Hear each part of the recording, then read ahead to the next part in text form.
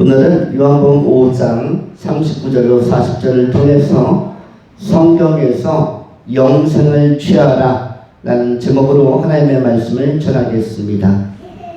오늘 본문을 세 가지로 나누어 정돈합니다. 첫 번째, 성경의 개념. 성경의 개념. 성경이란 무엇인가? 두 번째, 성경의 기능. 성경은 어떤 역할을 하는가? 성경의 기능. 세 번째, 성경의 목적. 성경이 기록되고 인간에게 주어진 이유, 목적은 무엇인가? 이렇게 세 가지로 성경의 개념, 성경의 기능, 성경의 목적 세 가지로 분류하며 하나님의 말씀을 전하겠습니다. 먼저 생각하는 것은 성경의 개념에 관한 것입니다.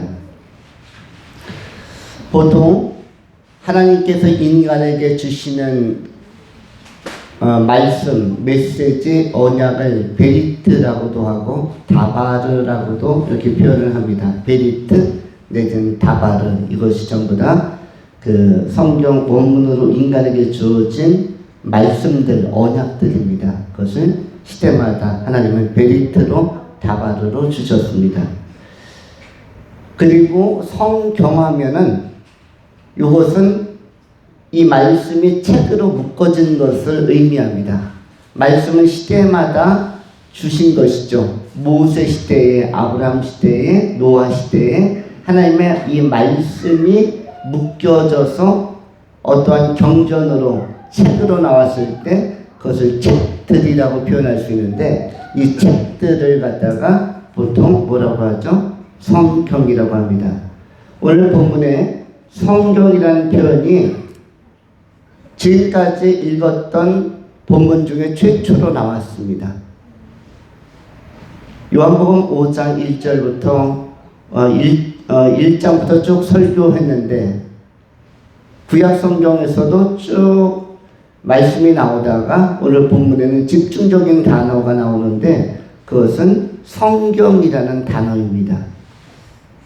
39절 40절 다시 읽으면 다음과 같습니다. 너희가 성경에서 영생을 얻는 줄 생각하고 성경을 연구하거니와 이 성경이 곧 내게 대하여 증언하는 것이니라.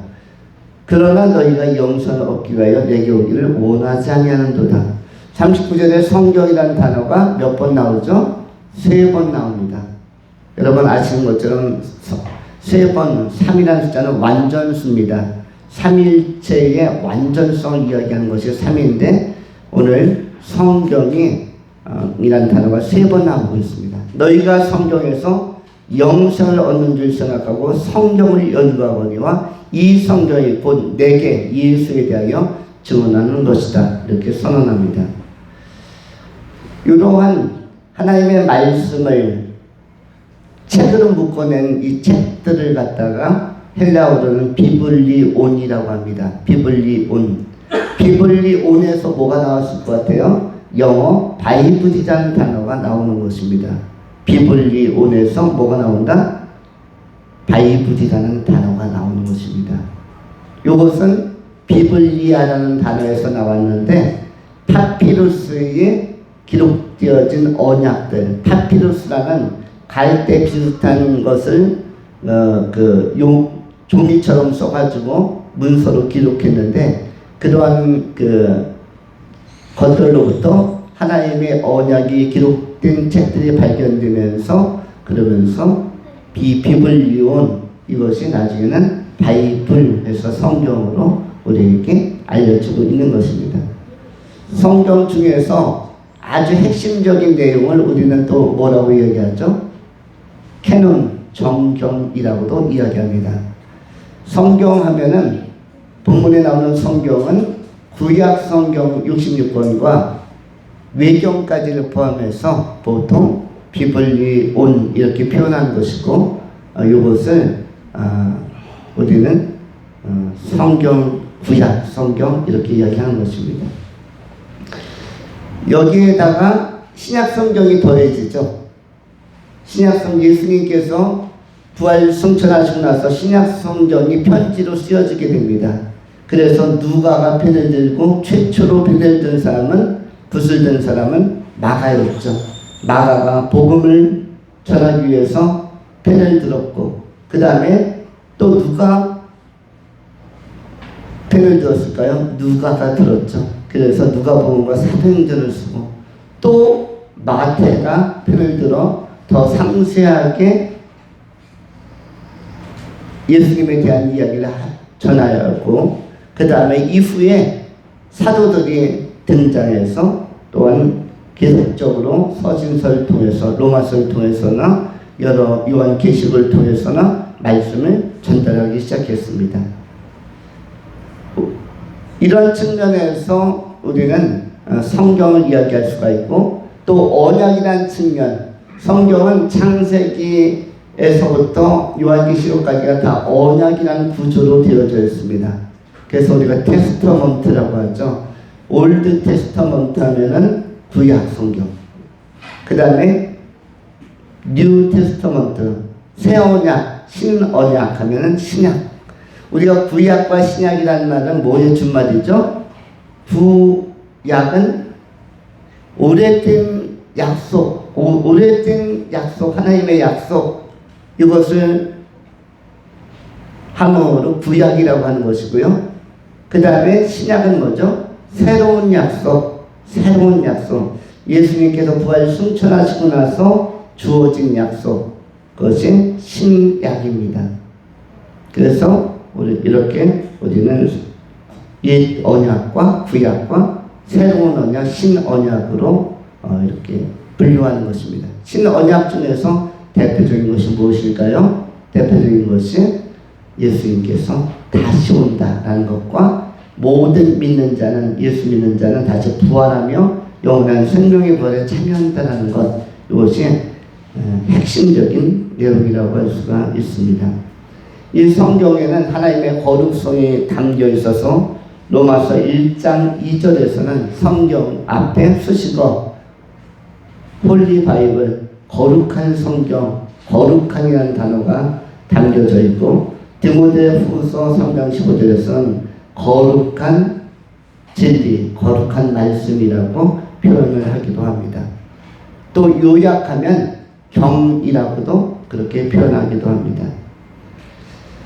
우리가 하나님의 말씀, 우리가 그 베리트나 다바르 또는 신약 성경으로 넘어와서 예수님께서 하신 말씀은 특별히 디다케라고도 표현합니다. 디다케, 이것은 예수님께서 선포하신 말씀들, 예수님께서 직접 우리에게 풀어주신 말씀들, 비유하신 말씀을 디다케라고도 표현을 하고 있습니다.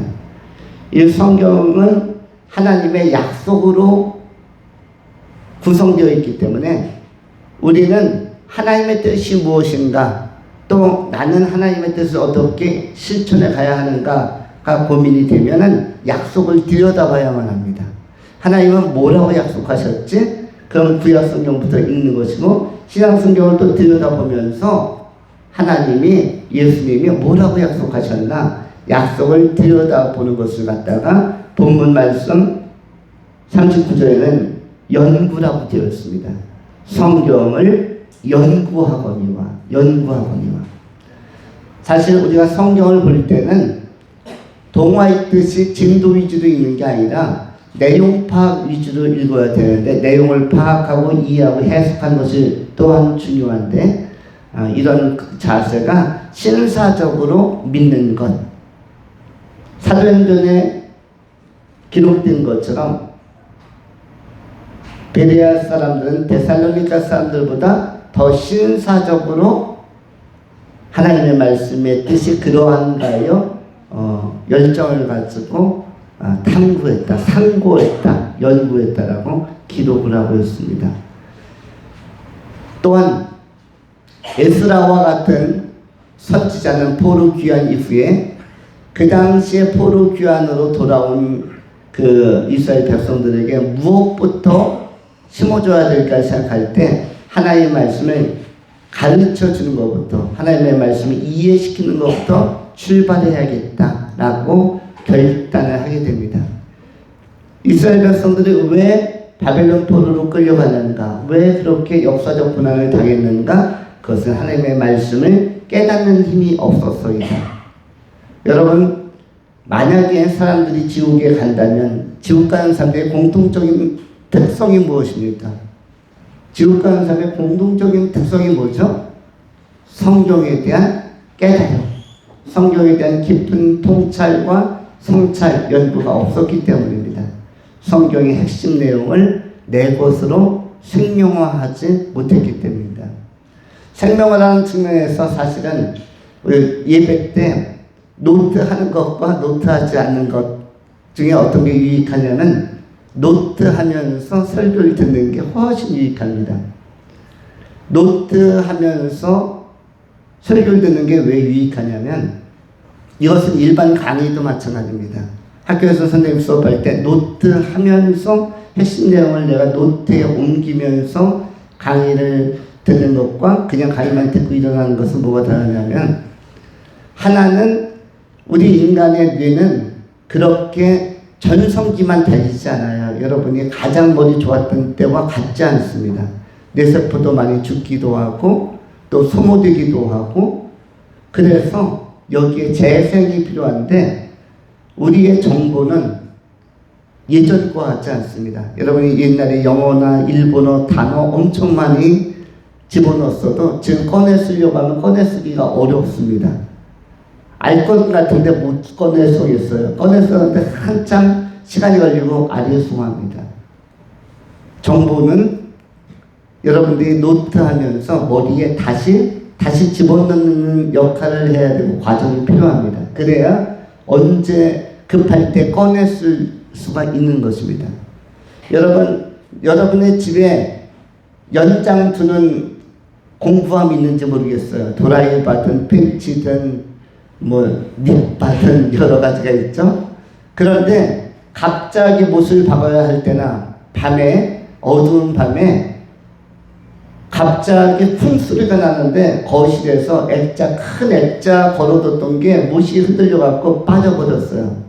이럴 때 액자 표면의 유리가 깨지고 이랬을 때 이것을 어떻게 하면 좋을까? 심지어는 안방에, 침실에 새벽 2시에 잠을 자는데 뭐가 내 머리를 땅 하고 쳤어요. 보니까 걸어놓았던 예쁜 사진 액자가 딱 떨어졌어요.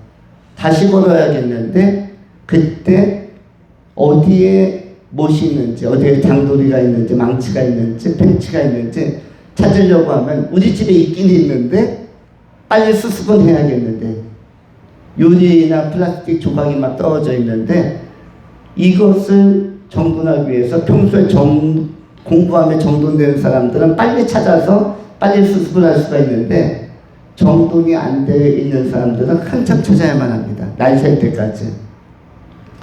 그리고 뭐와 같으냐면 수습이라는 것은 하얀 테이블 위에 여러분 옛날에는 테이블 깨끗이 쓰려고 하얀 그 탁자포를 덮었습니다. 그런데 요즘에는 쓰는 사람이 적지만 옛날에는 만년필이나 또는 펜으로 잉크 찍어서 쓰는 시대가 있었어요. 잉크병 하나가 툭 쳐가지고 쏟아지면은 그 양을 걷잡을 수 없이 하얀 테이블보를 다 엉망으로 만들게 됩니다. 그럴 때 사람들은 지혜를 냈죠. 어떻게 하면 좋겠다? 테이블보 위에다 뭐를 또 하나 얹어놓는다? 유리죠.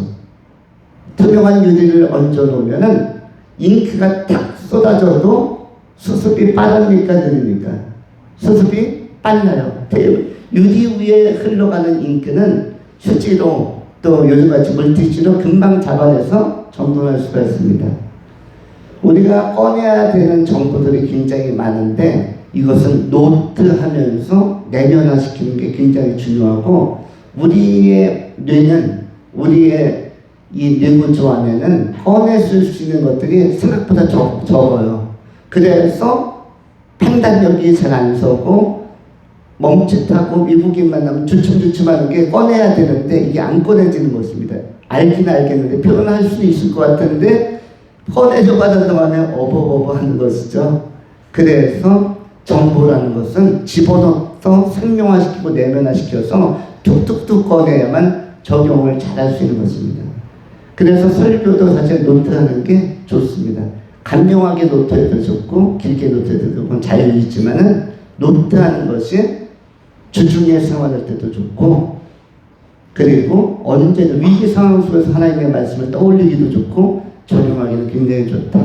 그래서 노트하는 것이 우리 어린아이들부터, 우리 오늘 하나도 왔는데 이제 글을 쓸 수 있으면 노트를 하나 사주시기 바라고, 한 1, 2년 후면은 하나가 이제 그 아이다운 모습을 더 보일 수 있지 않을까 생각이 듭니다만, 노트하는 것은 좋은 습관이고, 또 뭐에도 도움이 되죠. 치매나 이런 걸 예방하고, 나이가 들어도 정상적인 활동력, 왕성한 청년성을 유지할 수 있는, 우리가 회자되고 있는 귀감이 되고 있는 김영석 같은 분이 있죠. 김영석 박사 같은 분은 이런 분은 100세가 넘어도 글을 쓰고 노트하고 인상적인 장면 이런 것도 따뜻한 봄에도 그야말로 글 한두 줄로 표현하기도 하고, 그분도 TV 보다가 좋은 내용이 들으면 그분도 노트를 합니다. 받아서. 그 사람도 속하겠지만, 그래서 100세가 넘도록 계속적으로 뇌에 집어넣는 작용, 저장하는 작용, 그러니까 꺼낼 수 있는 게 굉장히 많고, 언제 마이크 갖다 줘도 강연을 할 수가 있고, 그리고 좋은 또 정보를 공유할 수가 있는 것입니다. 노트는 유익함이 있다. 이것을 생각합니다. 성경 자체가 그렇습니다. 여러분, 성경을 하나님이 그 시대마다 말씀하셨는데 받아 쓰는 사람이 없었다면 성경이라는 것이 책들로 나와 있을까요? 나올 수가 없는 것이죠. 아무리 귀한 다바르 또는 디다케 진리의 말씀이 시대마다 선포되었어도 받아 쓰지 않았다면 다음 세대가 그걸 자산과 유산으로 하나님의 말씀을 들을 수가 없는 것이었습니다. 그러나 감사하게도 하나님께서 세운 선지자들이나 또 학사들이 이 말씀을 잘 적어놓고 정돈해 놓았기 때문에 우리가 유용하게 오늘날 하나님의 뜻을 이해하고 또 진리를 탐구하고 연구할 수가 있게 된 것입니다. 성경은 범사에 유익하다. 이것을 우리가 꼭 기억할 수 있기를 바랍니다. 성경의 개념을 이렇게 정돈하는데, 구약 성경은 1500년 동안 모세서부터 세례 요한 올 때까지, 말라기까지 약 1500년 동안 25명 정도의 그 선지자들이 기록을 하였고, 신약 성경은 잘 아시는 것처럼 사도들에 의해서 예수님의 말씀이 쓰여졌습니다.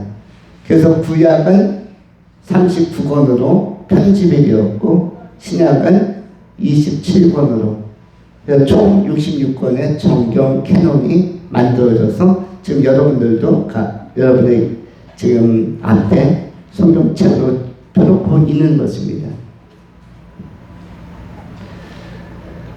이것 이외에, 우리가 쓰고 있는 성경 이외에, 정경 이외에 또 외경이라는 것이 있어요. 한 5가지 정도의 짧은 책이 있는데, 외경은 구약 시대에 예수님이 이 땅에 오시기를 간절히 기다렸던 사람들이 쿰난 공동체라는 그 동굴 공동체를 만들었습니다. 사해 주변에 굴을 파고 예수님 오시기를 간절히, 메시아가 오시기를 간절히 기다렸던 사람들이 그 열정을 가지고 묵상하며 쓴 것이 외경인데, 지혜서, 바룩서 이런 책들이 있습니다. 내용은 뭐와 같으냐면 전도서와 비슷합니다. 잠언이나 전도서와 비슷한 내용으로 되어져 있다. 이렇게 이해하시면 되겠습니다. 그러나 왜 여러분이 그 정경으로 읽도록 편집해 놓지 않았냐면, 조금은 개인적인 그 사유, 개인적인 사견, 자기 생각이, 묵상하는 사람의 생각이 너무 깊게 들어가서 통일성이 약해질 때, 창세기서부터 말라기까지 전개된 내용과 조금 빗나가는 것 같을 때, 이것은 참고로 읽되 그러나 성경에서는 분리시킨 게 좋겠다 해서 66권에서는 제외된 것이 외경이라고 생각하면 좋습니다. 어쨌든 이런 것들이 하나님의 말씀을 이해하는 성경의 책들로 구성되어 있다. 이렇게 정돈하시면 좋을 것 같습니다. 그 성경을 잘 연구하시고 이해하시고 잘 핵심 내용을 파악한다면 범사의 유익이 있고 그 가운데서 영원한 생명에 이르는 길들을 발견할 수가 있을 것입니다. 두 번째로 성경의 기능에 관한 것입니다. 성경은 내용에 있어서는 무오하고 팩트만을 기록했기 때문에 틀림이 없고 그 다음에 권위에 있어서는 최종성을 갖는다. 내용에 있어서는 무오하고 흠결이 없고 왜냐하면 진리와 진실만이 역사적 사실과 하나님의 진리의 말씀이 선포된 것이라 오류가 없다. 흠이 없다. 그래서 성경을 잘 이해하고 읽으면 그러면 지혜로워진다는 것이죠. 왜냐하면 오류가 없는 진리를 습득하고 그 가치체계와 세계관 속에서 살아간다면 굉장히 아름답고 빛나는 영성을 가진 삶이 될 것입니다. 이른바 탁월한 삶이 되는 것입니다. 그리고 권위에 있어서 최종적이라는 것은 성경은 모든 것의 답입니다. 그래서 성경은 의문문이 별로 없어요. 다 이렇게 맞춤표가 찍혀져 있습니다. 여러분 성경과 다르게 성경을 이해하고 사랑하고 추구하는 사람들, 연구하는 사람을 신학적 인간이라고 하고 이것과 다른 일반인들이 골똘궁리하면서 살아가는 유형을 철학적 인간이라고 합니다. 인간은 두 가지 부류가 있어요. 신학적 인간과 철학적 인간. 이렇게 두 부류로 나눌 수 있습니다. 예를 들어서 무신론자들은 누구인가? 철학적 인간이에요. 아직 하나님을 안 믿거나 예수님을 안 믿는 사람들은 어떤 인간인가? 철학적 인간. 타종교를 심취해 있는 사람들, 이교도라든지 이런 분들은 다 뭐예요? 철학적 인간. 심지어 이단에 빠져있는 요즘엔 심각한 이단들이 굉장히 많다고 합니다.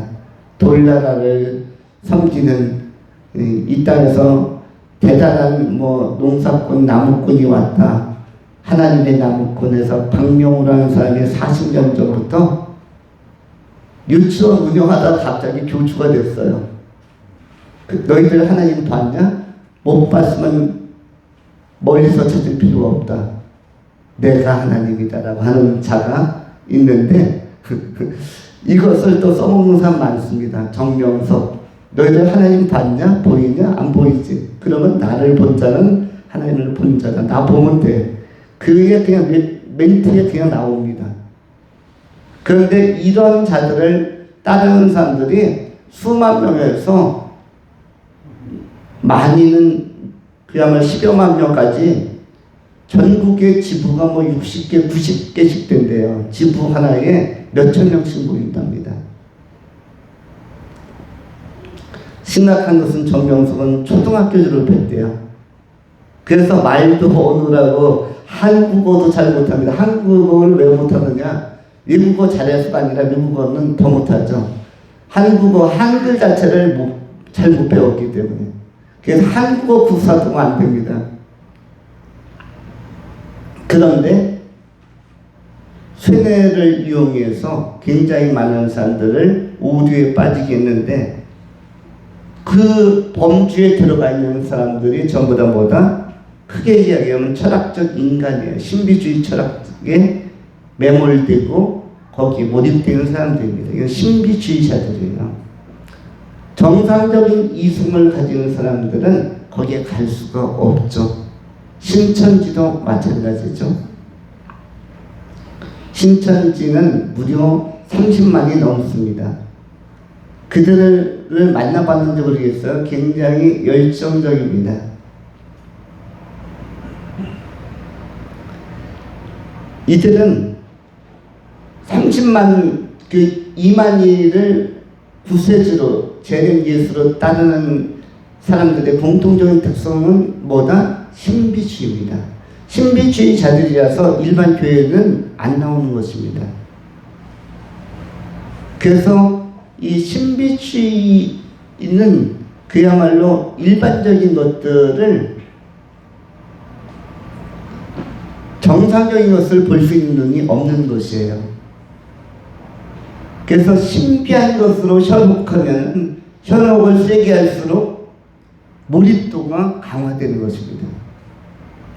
여러분 만민중앙성결교회 이재록이라고 들어봤는지 모르겠어요. 진짜 10만 명 모이는 엄청나게 큰 구로동 쪽에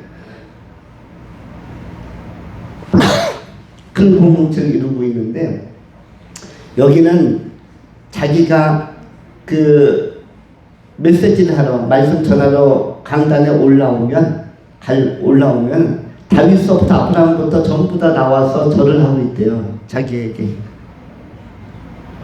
그러면 사람들이 그렇게 이야기하면 뭐라고 평가할까요? 성도들이 어이없다 이렇게 나와야죠. 근데 그게 아니라 다 아멘을 외칩니다.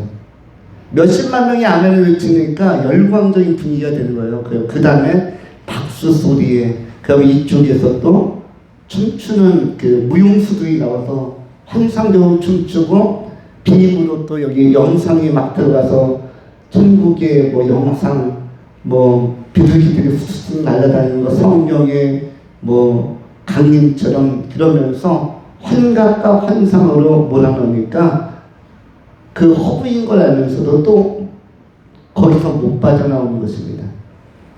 통일교도 마찬가지죠. 전 세계적으로 100만이 넘는 이 사람들이 전부 다 뭐다? 철학적 인간이에요. 무슨 철학적 인간? 신비주의적 철학적 인간. 거기다가 극단적 신비주의적 철학적 인간. 돌나라의 박명호라는 사람은 몇 년 전에 수만 명 중에서 한 1000여 명만 뽑아가지고 선발해서 어디로 갔는지 아시죠? 브라질로 갔어요. 브라질에 있는 땅 엄청나게 수백만 평 사가지고요, 거기로 갔습니다. 왜 브라질로 갔는가? 하나님의 계시가 곧 세계적 전쟁이 와서 역사는 붕괴될 것이고 거기만 살아남을 것이다, 마지막까지. 그래서 하나님의 영광을 보는 땅이 브라질이다. 어제도 아마 이 자료가 영상으로 TV를 통해서 전파된 것을 알고 있습니다. 그런데 이렇게 허무한 뭐가 많다? 철학적 인간이 많은 것입니다. 이지적인 지성을 활용하는 철학적 인간도 있고, 무신론을 활용하는 철학적 인간도 있고, 신비주의를 활용하는 철학적 인간도 있고, 불교나 또는 저 이슬람교도 다 신비주의 이용하는 철학적 인간입니다. 뭐 환생설이라든지 이런 것들이 뭐 열반, 극락 이런 게 전부 다 신비주의적인 컨셉으로 접근하는 것입니다. 속이는 것입니다.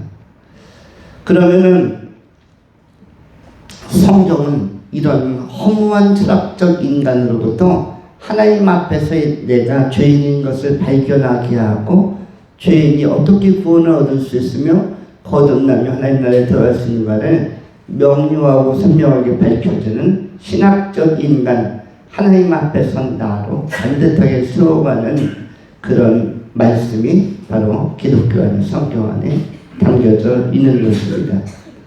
또한 최종적이라고 한 것은 모든 의문과 질문, 철학이 계속 질문 형태라고 했죠. 의문 형태, 여기에 대해서 답을 딱딱 내주는 것이 이것은 이것이다, 이 질문의 답은 이것이다를 성경이 다 가지고 있다는 것입니다. 그래서 권위에 있어서 최종적이다. 사람은 죽으면 어떻게 되는가? 최종적인 답은 세상에 있는 어떤 책도 나와 있지 않습니다. 세상에 있는 서점에 있는 수십만 권의 책, 도서관에 있는 수백만 권의 책 가운데 사람이 죽으면 어떻게 되는가를 알려주는 책은 일반 서적들은 없어요. 오직 성경이 이러하다라고 선명하게 그 다음 세상에 대해서 알려주는 것입니다. 그래서 우리가 방황하거나 고민이 될 때나 고뇌가 임할 때는 다시 성경으로 돌아가서 여기 답이 있다라는 확신을 가지고 성경을 천천히 읽어보는 게 좋습니다. 내가 주식을 하는데 잘 안 된다. 사업을 하는데 더 없다.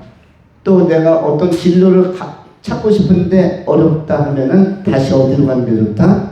성경으로 돌아가서 구약 성경까지 다 읽기가 어려우면은 일단은 시편과 잠언, 전도서, 그 다음에 신약 성경, 특별히 사복음서와 로마서 이후에 디모데 전후서라든지 굉장히 지혜의 말씀이 나와 있는데 옥중서신이라든지 이 말씀을 통해서 지혜를 얻고 반복하다 보면 길이 보이고 앞길이 환하게 열려지게 되는 것을 경험하게 되어집니다.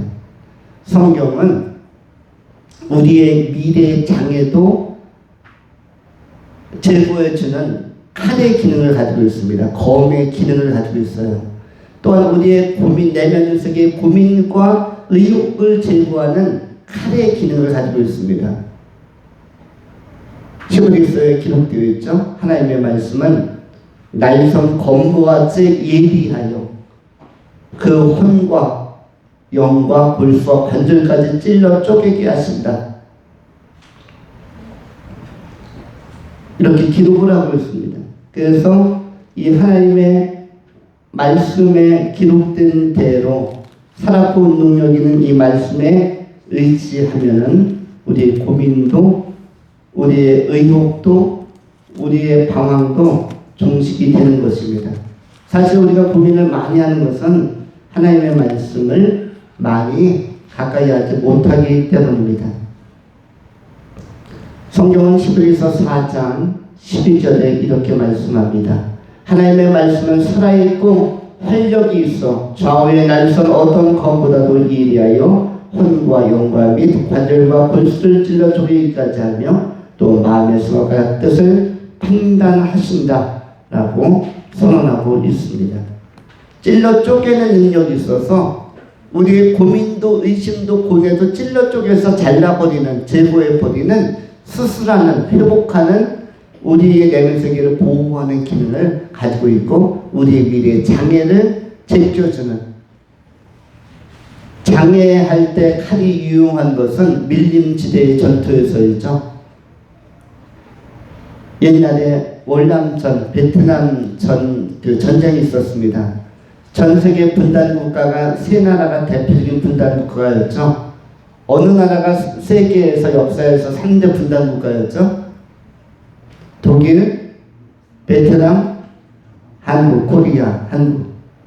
그래서 동독과 서독이 있었고, 그 다음에 베트남, 베트콩과 베트남, 월맹과 월남이 있었죠. 그 다음에 북한과 남한이 있었습니다. 통상적으로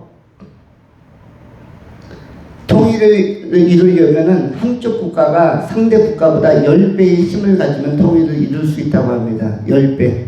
경제력도 10배, 군사력도 10배. 그렇게 해서 통일이 된 나라가 어느 나라이죠? 독일이죠. 베를린 장벽이 무너지고 독일이 서독이 동독보다 10배 이상의 뭘 가졌기 때문에 경제력과 군사력을 가졌기 때문에 그냥 동독에서 해볼 것도 없다. 편갈라 가지고 뭐 후시탐탐 침공할 계획도 없이 그냥 우리 장벽 무너뜨리고 한 나라로 하자. 우리도 너희가 좋다. 그것이 독일의 통일입니다. 만만하면 뭐가 일어나죠? 만만하면 전쟁이 일어나는 것입니다. 월남하고 월맹은 만만했습니다. 그리고 밀림지대가 너무나 많았는데 월남 쪽은 미국의 지원을 받긴 했지만 지형학적으로 월맹이 훨씬 더 땅도 크고 그리고 기습 공격을 하기에 능해서 북쪽의 산간지대를 월남 사람들이 쳐들어가기가 되게 어려웠어요. 정복하기가. 그런데 월명은 굿지 땅굴을 포함해서 땅굴도 만들고 전략적으로 월남을 공략하기가 좋았는데 그때 한국에서도 파병이 되었죠. 그러면은 조금이라도 전선을 올리려면 뭘 가지고 나갔죠? 총만 가지고 가는 게 아니라 월남의 군인들이나 미군이나 미국 해병대나 또는 우리 한국의 파병 군인들이 뭐 가지고 갔습니까? 총만 가지고 간 게 아니라 칼을 가져갔죠. 칼로 그 장애물 수많은 울창한 밀림에 거친 것들을 다 제끼면서 치면서 나가야 그 교두부를 확보하고 활로를 들 수 있기 때문에 우리의 미래가 그렇습니다. 인생의 밀림, 인생에서 우리에게 태클을 걸려고 하는 수많은 장애의 숲이 있는데 그것을 뭘로 치고 나가야 된다? 성령의 검, 칼로 치면서 활로를 확보하고 전진해 가야 하는 것입니다. 그러므로 하나님의 말씀을 가까이 하는 것에 우리 미래의 고민도, 의심도, 의문도 제거할 수 있는, 형통할 수 있는 가장 좋은 것은 다시 말씀으로 들어가는 것이다. 성경을 창세기부터 다 읽기가 어려우면 잠언, 전도서, 시편, 사복음서와 그 다음에 로마서 이후에 서신서만이라도 요한계시록 앞까지 디모데전서는 여러 번 읽는 것도 좋고요. 잠언도 또 여러 번 읽는 게 좋습니다. 그래서 성경은 우리 개인을, 우리 인생을 반듯하게 우리를 생명으로 영원한 하나님의 나라로 이끄는 그런 기능을 잘 감당해 주는 것입니다. 우리가 마지막으로 성경의 목적에 관한 것입니다. 성경의 목적, 성경 곳곳에서 하나님의 말씀을 우리가 찾아볼 수가 있는데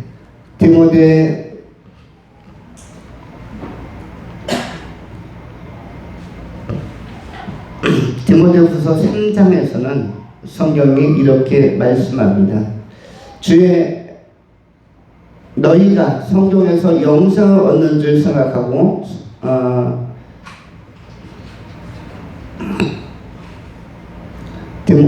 모든 성경은 하나님의 감동으로 된 것으로 교훈과 책망과 바르게 함과 의로 교육하기에 유익하다 이렇게 선언을 합니다. 모든 성경은 하나님의 감동으로 되었다. 그리고 교훈과 책망과 바르게 함과 의로 교육하기에 유익하니 이는 하나님의 사람으로 온전하게 하며 모든 선한 일을 행할 능력을 갖추게 하려 합니다. 하나님의 말씀을 다 알고 있고 마음에 새기고 있고 이해하고 있고 해석하고 있는 사람은 그야말로 온전한 사람이라고 기록하는 것입니다. 온전한 사람의 표준은 여러 가지 행실이나 도덕적인 것 이런 측면보다 더 핵심적으로 어떤 것을 기준 척도로 해서 온전함을 따질 수 있는가? 바로 성경에 기록된 것처럼 하나님의 말씀을 통해서 교훈을 얻을 때 교훈 얻고 책망받을 때 책망받고 바르게 함과 의로 교육하기에 유익하고 이는 하나님의 사람으로 온전하게 하며 모든 선한 일을 행할 능력을 갖추게 하려 합니다. 이 모든 선한 일을 행할 능력을 갖춘 존재 바로 하나님의 말씀에 길들여지고 습득되어지고 그 말씀을 깨닫는 사람들이 하나님 앞에 소중하게 쓰임을 받을 수가 있는 것입니다. 그러므로 우리가 배우고 확신한 일, 성경을 통해서 배우고 확신한 일에 거하고 또 이 디모데후서 3장 15절에 또 어려서부터 성경을 알아나니 성경은 능히 너로 하여금 그리스도 예수 안에 있는 믿음으로 말미암아 구원에 이르는 지혜가 있게 하느니라. 구원에 이르게 하는 지혜, 구원에 이르는 방식과 길과 지혜는 성경을 통해서 나온다라고 디모데후서 3장 15절에 선언을 하고 있는 것입니다. 로마서에도 기록된 말씀들이 있습니다. 로마서 10장의 성경은 또 우리에게 여러 가지로 유익함을 알려주고 있습니다. 로마서 10장 9절부터 10절에 성경이 이렇게 기록을 합니다. 내가 만일 내 입으로 예수를 주로 시인하며 또 하나님께서 그를 죽은 자 가운데서 살리신 것을 내 마음에 믿으면 구원을 받으리라. 사람이 마음으로 믿어 의에 이르고 입으로 시인하여 구원에 이르느니라. 또한 17절에 그러므로 믿음은 들음에서 나며 들음은 그리스도의 말씀으로 말미암았느니라. 여기서 들음이란 표현이 나는데 들음이란 표현이 어디로부터 오냐면 그리스도의 말씀으로 말미암았다. 그리스도의 말씀 곧 성경으로부터 바로 우리 믿음이 생긴다, 상성된다라고 선언을 하고 있는 것입니다. 또한 로마서 10장 8절에 그러면 무엇을 말하느냐 말씀이 네게 가까워 네 입에 있으며 네 마음에 있다 하였으니 곧 우리가 전파하는 믿음의 말씀이다. 말씀의 믿음의 말씀, 거룩한 말씀, 영생의 말씀이라는 그런 소식어들이 붙고 있습니다. 성경의 목적은 이 말씀을 듣고 믿음이 생겨서 천국에 가게 하는, 또 우리를 견고하게 하는, 세상이 아무리 힘들어도 흔들림이 없는 존재로 영적인 오토기로 반듯하게 서게 하는데 이 성경이 기록하는 목적이 있다고 선언하고 있습니다. 여러분, 영적 오뚜기 이야기하면서 말씀 맺으려고 합니다. 오뚜기라는 것을 아시죠? 또 오뚜기표 회사도 있습니다. 여러분, 오뚜기를 어르신들은 다 알 것이고 요즘 청소년들도 오뚜기를 아시는지 모르겠어요. 장난감이라고 생각하시면 좋은데 머리 쪽은 상체는 작고 하체는 크다. 그리고 아마 하체 쪽에 나비라는 것 아주 쇳덩어리를 집어넣은 것 같아요. 오뚜기는 탁 던져놓으면은 언제나 흔들거리다가 제자리로 탁 섭니다. 오뚜기의 특성은 뭐다? 흔들리지 않는 게 아니죠. 흔들리지만 흔들리다가 제자리에 섭니다. 다윗이 시편에서도 어떻게 많이 고백을 합니까? 내가 크게 요동치 아니하리라. 크게 요동치 않는다는 표현은 작게는 요동한다는 겁니다. 작게는 흔들린다. 나 다윗도 믿음의 사람이지만 흔들릴 땐 흔들린다. 그러나 크게는 흔들리지 않는다. 그건 뭐죠? 결국은 제자리를 찾는다. 내가 인생에서 약간 방황도 해보고 슬럼프도 빠지기도 하고 우울감에 좀 젖어 있을 때도 있었으나 크게는 흔들리지 않는다. 그게 뭐다? 오뚜기 정신인 것입니다. 다시 하나님 안에 그리스도 예수 안에 제자리를 찾는다라는 것입니다. 우리 성도님들도 하나님의 말씀을 근거로 해서 기반으로 해서 삶을 삶으로 말미암아 영적인 오뚜기처럼 크게 흔들리지 않고 언제나 이 험한 세상에서도 균형 잡고 제자들을 찾아서 정로로 나아가고 영생의 길, 소망의 길, 천국으로 다 나가는 지혜로운 승리자들이 다 될 수 있기를 축원합니다. 기도하겠습니다. 할렐루야. 존귀한